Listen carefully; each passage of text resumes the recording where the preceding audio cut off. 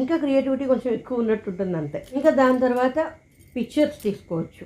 ఇందులో నాకు చెప్పినట్టే ఎవ్రీ వీక్ తీసుకోవచ్చు, ఎవ్రీ డే తీసుకోవచ్చు, వీక్లీ పిక్చర్స్ తీసుకోవచ్చు, మంత్లీ పిక్చర్స్ కూడా తీసుకోవచ్చు. అందులో కూడా బోల్డ్ రకాలు ఉన్నాయి, చెప్తా ఉండండి.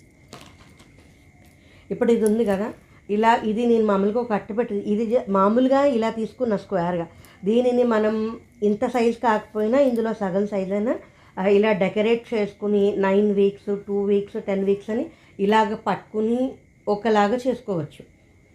ఇది మన క్రియేటివిటీని బట్టి, మన ఓపికని బట్టి ఉంటుంది.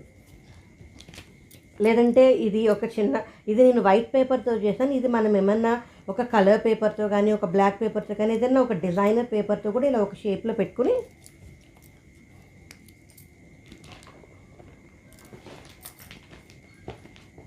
దీనికి నేను బార్డర్ ఇస్తున్నాను. ఇప్పుడు ఒక జెల్ పెన్ తోటి